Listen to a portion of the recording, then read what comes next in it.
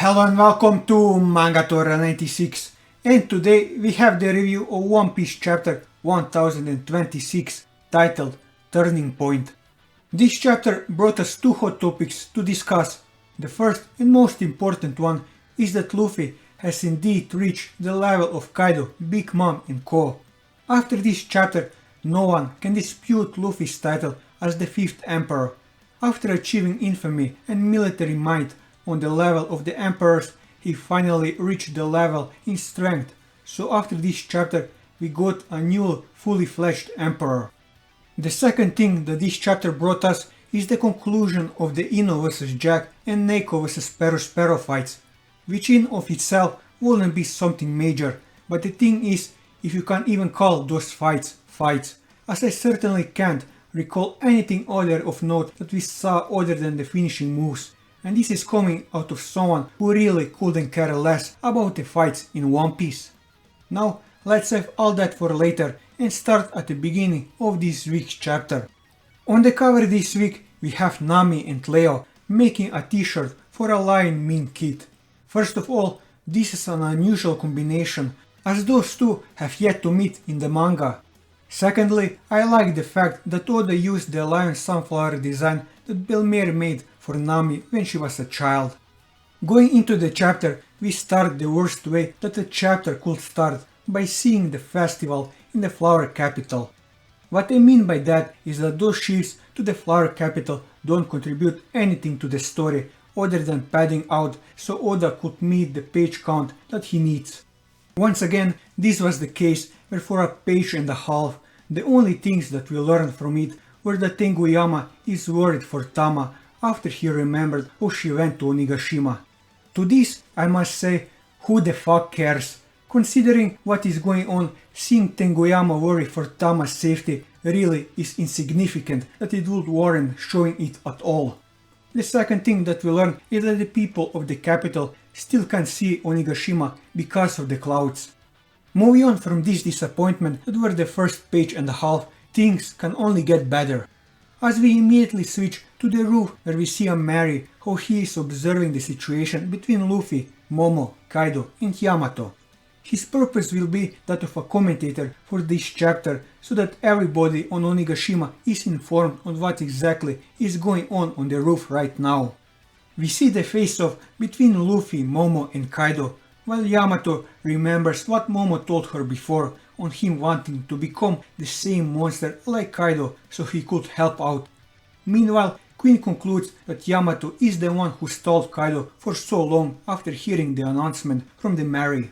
Kaido gets quickly tired of watching his pink doppelganger who has a rubber kit on his head, so he decides that the best course of action is to blast them into oblivion with his Boro breath. Luffy first tries to bring Momo to counter with his own breath attack, but this fails miserably as you would expect, as Momo doesn't know how to do a breath attack in the first place. While he doesn't know how to use his Devil Fruit power properly, at least he has decent control over his dragon body, so Momo manages to dodge Kaido's Boro breath in an acrobatic manner. Luffy says something to Momo which shocks him before jumping and using his elephant gun to recreate his first attack on Kaido.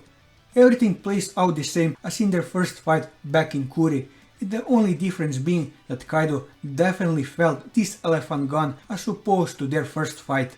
After Luffy knocked Kaido into the ground, we find out what he told Momo beforehand that shocked him, and that's that Momo should bite Kaido. Which at first you think, really, biting him, that is your brilliant idea. However, if you stop to think for a second, it's really a brilliant idea considering Momo's circumstances.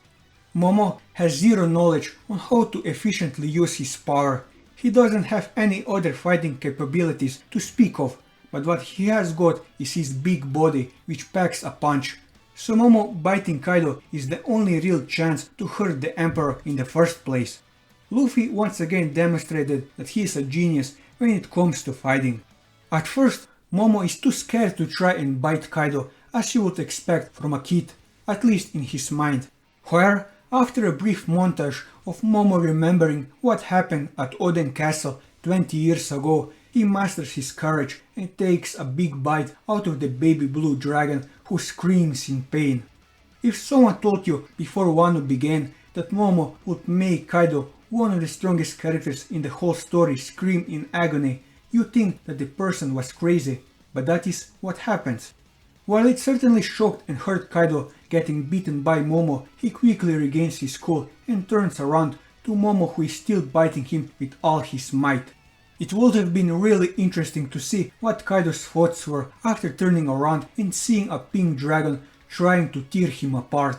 Sadly, we don't get that, but instead we get Yamato, who is trying to get to Momo first before Kaido attacks him. Before Yamato reaches the two dragons, and before Kaido has the chance to attack Momo, Luffy punches Kaido with a fist imbued in Supreme King's Haki and sends him flying. Then we briefly shift to Inu's and Neko's fights, where both of them are on the ground and at the mercy of their respective opponents, because the clouds covered the moon, so they went out of their Sulon forms, and apparently in their normal state they are inferior to Jack and Perospero, or they just took more damage throughout this whole raid than their opponents, and this is the deciding factor. Either way, one thing is clear: Neko and Inu can only win in their Sulon forms, but for that the clouds should part like Moses parted the Red Sea.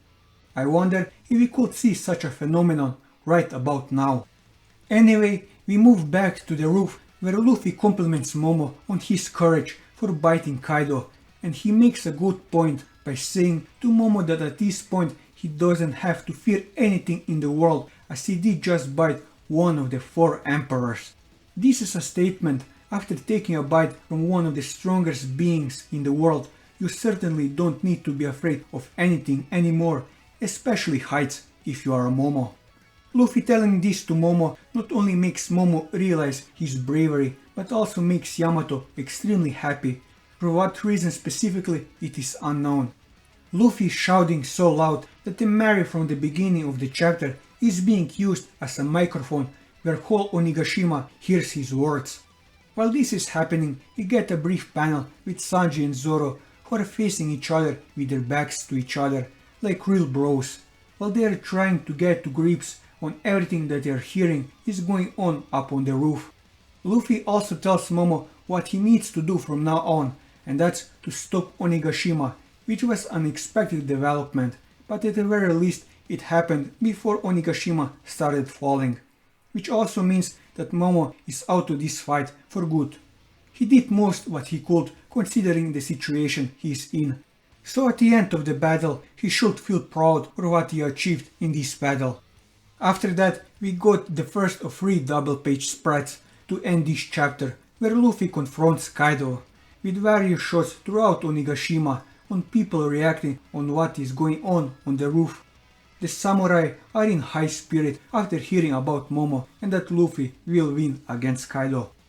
Big Mom doesn't believe that Luffy could pull off beating Kaido. Surprisingly, he does seem to have trust in Luffy, with Law being annoyed with Luffy for taking his sweet time like a tsundere that he is. We also have brief panels of Tama, Nami and Frankie reacting to those news. After the reaction compilation is over, it's time for the main event, and that's of course the clash between Luffy and Kaido.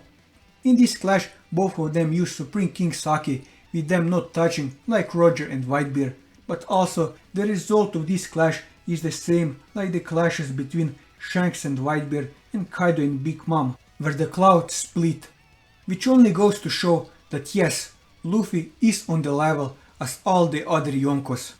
After this, nobody in the fandom can claim that Luffy doesn't deserve his title as a 5th emperor, as clearly when it comes to Supreme King's Haki he is on their level, which this chapter shows, and there is no arguing about it. Of what was shown, he has the best observation Haki, as not one of the emperors have demonstrated that they have future sight as Luffy.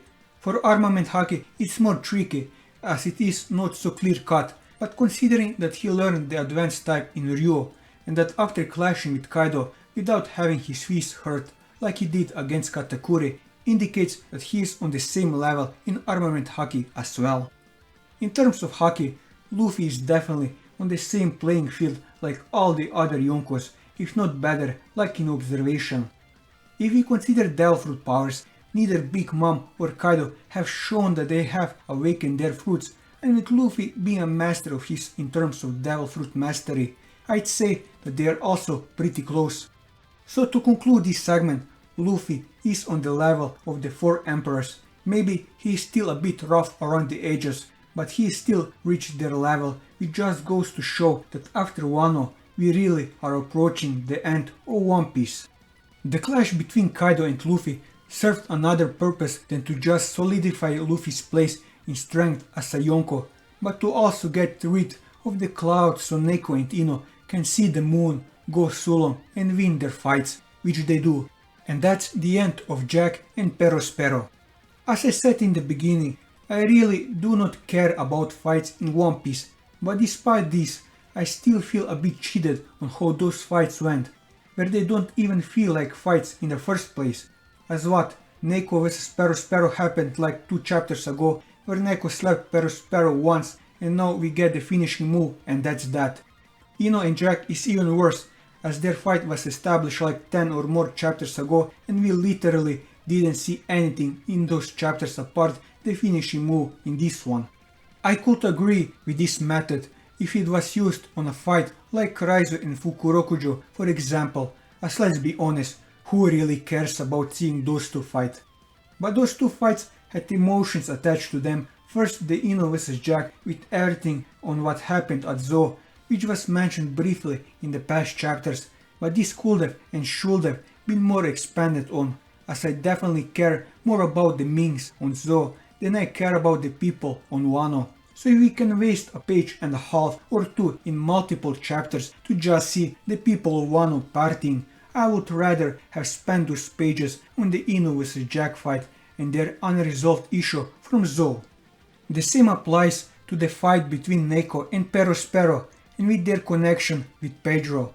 While it's true that it's absurd that they are blaming Perospero for the death of Pedro so much, but there is still the emotional attachment to Pedro which could have been explored more in this fight, but once again, no, it's more important to see the people in the Flower Capital having a good time. While I agree with Oda's decision on cutting the fights short as to save himself time, and the anime can always feel this later, but at the same time he should have been more careful on which fights he chooses to cut short, as I do think that he made a mistake by cutting those 2 fights short, as there are definitely better candidates for it, like the previously mentioned Raizo vs Fukurokujo. To end this chapter, we see that the cockroach is still alive. Sorry, my bad. I mean Orochi is still alive. What a shock. And on this terrible disappointment, we end this chapter. This was a mixed bag of a chapter. Everything on the roof was awesome, with Luffy finally entering the ring with the other emperors, and Momo showing that he is capable of something other than to just crying. The opening page and a half was worthless. The fights between Inu and Jack and Neko and Perospero, while having cool finishes, it did lack the impact because we didn't see anything previously.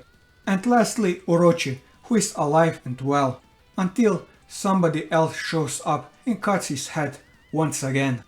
All in all, this was an okay chapter of One Piece. It had really strong moments, but it also had really bad ones as well, so I can't give it more than an okay. And that will be all for this video. If you like this video, leave a like, leave your thoughts in the comments below, or subscribe to the channel for more One Piece content as well as other manga content, and until next time, take care.